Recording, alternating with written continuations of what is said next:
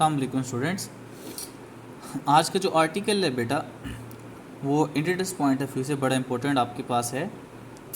अगर आप देखें बेटा कि हमने क्या करना है कि relation between kinetic energy and momentum, यानी हमने एक रिलेशन बनाना है काइनेटिक एनर्जी और मोमेंटम के लिए।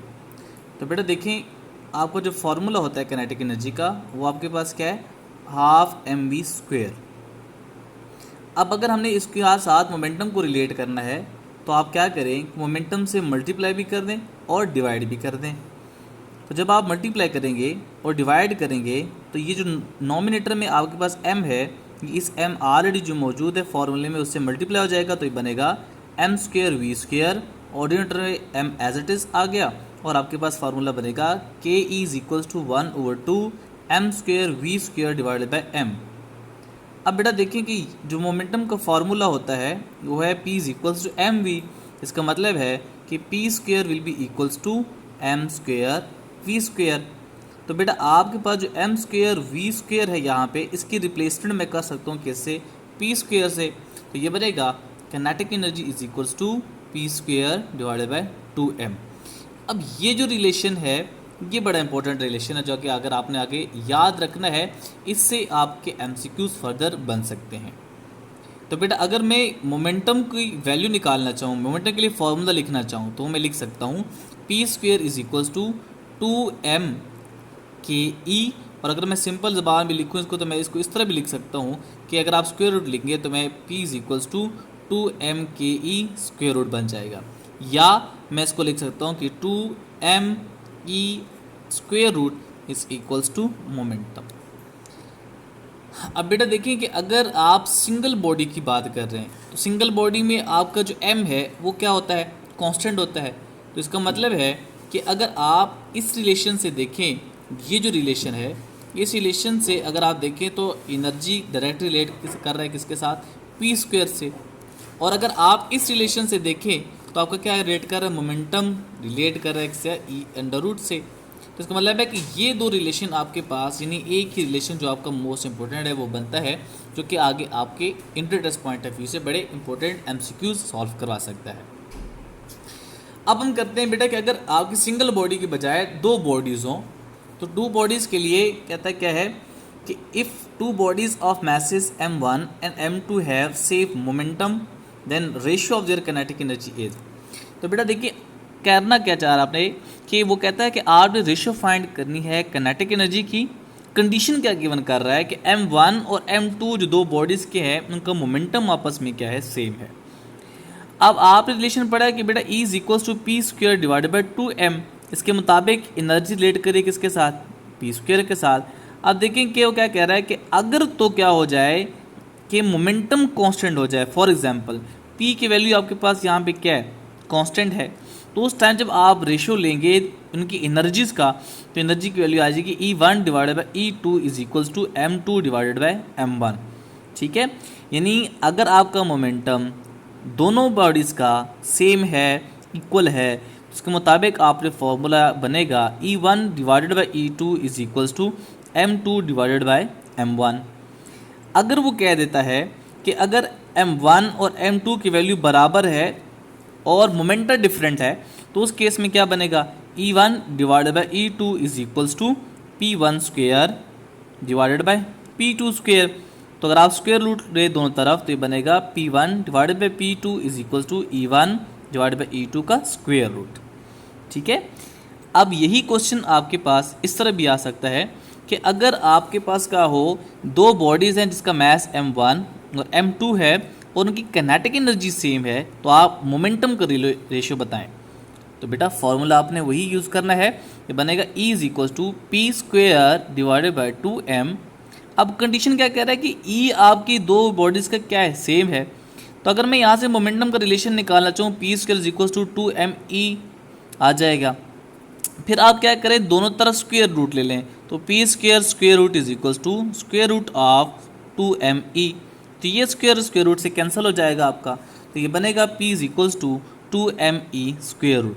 अब E क्या है, वहाँ पे कांस्टेंट है, तो इसका मतलब है कि दो मैसेज डिफरेंट है, काइनेटिक एनर्जी सेम है, तो आपके पास रेशियो बनेगी p1 divided by p2 is equals to m1 m2 का स्क्वायर रूट, क्योंकि अगर आप इस रिलेशन से देखें तो p डायरेक्टली रिलेट कर रहा है square root of the mass m से।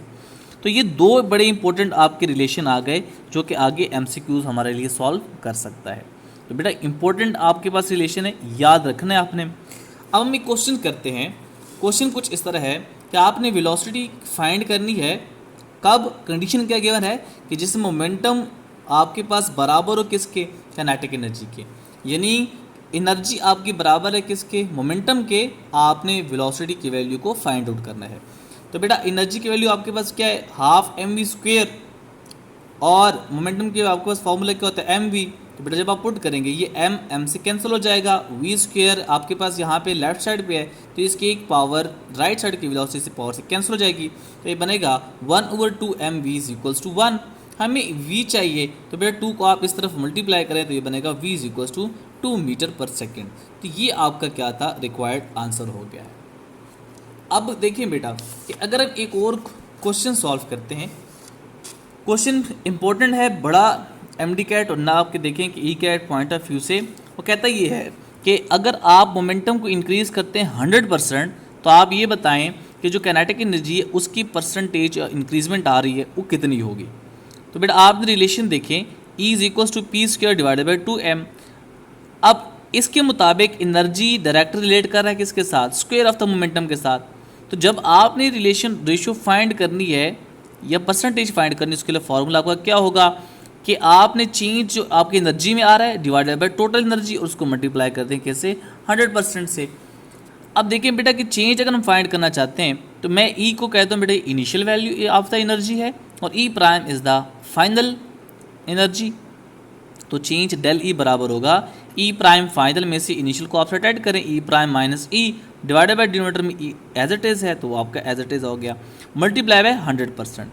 अब देखिए इसके मुताबिक ई किसके साथ रिलेट कर रहा है, p² के साथ। तो आपको जहाँ पे ई नज़र आ रहा है इस रिलेशन में आप उसकी जगह p² पुट करें, ये बनेगा p'² minus p² divided by p² multiply by 100%। अब एक चीज़ याद रखें बेटा कि अगर वो 100% कहता है तो 100% इंक्रीजमेंट आ रही है तो उसका मतलब है कि p की वैल्यू आपके पास टाइम्स इंक्रीज हो रहा है। अगर वो कहता है कि 50% p इंक्रीजमेंट आ रही है तो बनेगा 0.5p, और अगर आप 20% p की बात करें तो बनेगा 0.2p। तो चूंकि यहाँ कंडीशन क्या गिवन है 100% p, तो इसका मतलब है कि हम p यानी कि उसमें इंक्रीजमेंट आ रही है। तो बेटा आप देखिए कि p प्राइम में 100% p इंक्रीज हो रहा है, तो इसका मतलब है कि आप फाइनल में क्या करेंगे, p को एडअप करेंगे तो ये बनेगा p + p² माइनस और ये p² एज इट इज़ आ गया divided by p² multiply by 100%। तो देखिए बेटा ये p + p आ जाएगा 2p, उसके ऊपर स्क्वायर है तो ये बनेगा 4p² minus p² divided by p² multiply by 100%। जब आप इसको सॉल्व करेंगे तो 4p² माइनस p² बनेगा 3p² divided by p² multiply by 100। अब ये p² से कैंसिल हो जाएगा तो ये बनेगा 300%। तो बेटा देखें आपकी जो इंक्रीजमेंट आ रही है मोमेंटम में वो 100% है, तो आप ये नहीं कह सकते कि काइनेटिक एनर्जी में भी 100% इंक्रीजमेंट आएगी। क्यों? क्योंकि हमने प्रूव किया कि उसकी जो इंक्रीजमेंट आएगी वो कितनी आएगी, 300% आएगी। तो अब आपने करना क्या है बेटा कि आप क्वेश्चन 50% के लिए भी कर सकते हैं। जस्ट आपने क्या करना है यहाँ पे प्लस p जो की वैल्यू आपकी आ रही है वो कितनी करनी है, आपने 0.5p पुट कर देना है। तो अगर आपको 20% के लिए बेटा आपका कहता है तो आपने इस p की जगह क्या पुट कर देना है, 0.2p पुट करके आपने सॉल्व कर लेना है। अब हम एक क्वेश्चन करते हैं, वो कहता ये है कि if kinetic energy increases by 44% then momentum will increase by. ठीक है, ये क्वेश्चन रिवर्स में चला गया, रिवर्स ऑर्डर में है। पिछले क्वेश्चन में हमने क्या किया था कि काइनेटिक एनर्जी की रेशियो बतानी थी, परसेंटेज में परसेंटेज इंक्रीजमेंट बतानी थी, मोमेंटम आपका इंक्रीज हो रहा है 100%। अब वो कह रहा है कि मोमेंटम कितना इंक्रीज होगा, काइनेटिक एनर्जी गिवन कर रहा है कि कितनी इंक्रीजमेंट हो रही है, 44%। तो बेटा देखिए रिलेशन क्या बनता था कि p = 2me², इसके मुताबिक p डायरेक्ट रिलेट कर रहा है किसके साथ, स्क्वायर रूट ऑफ e के साथ। तो बेटा देखें delta p divided by p multiply by 100%, और डेल्टा p आपके पास क्या है, फाइनल में से इनिशियल को सब्ट्रैक्ट करें तो p prime minus p divided by p multiply by 100%। तो देखिए p किसके साथ रिलेट कर रहा है, स्क्वायर रूट ऑफ e के साथ। तो जहाँ पे p है उसको आप e² पुट करें तो p प्राइम की जगह आएगा e prime square root minus E square root divided by यहाँ पे पी की जगह E square root multiply by 100%। अब देखिए कि वो कितना इंक्रीजमेंट कह रहा है, 44% इंक्रीज कर रहा है, तो इसका मतलब है 0.44 टाइम्स इंक्रीज हो रहा है। तो जहाँ पे आपको ये बेटा ई है वहाँ पे जाकर पुट करें 0.44 ई पुट कर दें, तो ये बनेगा आपके पास बेटा कि E plus 0.44 E square root minus E का square root divided by denominator में square root as it is multiply by 100% आ जाएगा।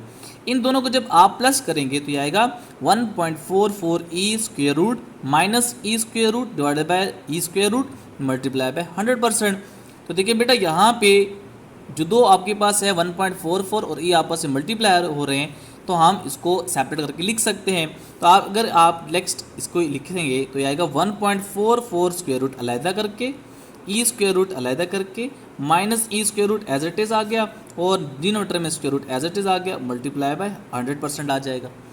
अब जब देखें 1.44 इसको बनेगा 1.2 under root e minus E square root divided by square root e, तो ये बनेगा बेटा आपके पास आएगा कि 0.2 इंटू, क्योंकि जब आप इसे सब्ट्रैक्ट करेंगे आएगा 0.2 ई और divide by E square root denominator में मौजूद है as it is multiply by 100%, तो ये स्क्वेयर रूट इससे कैंसिल हो जाएगा। तो 0.2 को जब आप मल्टीप्लाई करेंगे 100 से ये बनेगा 20%। तो अगर आप देखें ये 20% आपका क्या है रिक्वायर्ड रिजल्ट है। अगर 44% इंक्रीज हो रहा है किसी भी काइनेटिक एनर्जी में तो मोमेंटम की जो इंक्रीजमेंट आएगा वो आएगा 20%। तो बेटा ये कुछ आप एक रिलेशन थे किसके बारे में कि relation between kinetic energy momentum और उससे रिलेटेड क्वेश्चंस के बारे में। उम्मीद है बेटा आपको समझ आया होगा। तो याद रखना है इन फॉर्मूलेज को जो कि inter test point of view से बड़े इंपॉर्टेंट है। याद रखें टेस्ट में कैलकुलेटर अलाउ नहीं होता, तो आपने प्रैक्टिस ज़्यादा से ज़्यादा करनी है। ठीक है, तब तक के लिए बेटा फिर अल्लाह हाफिज़।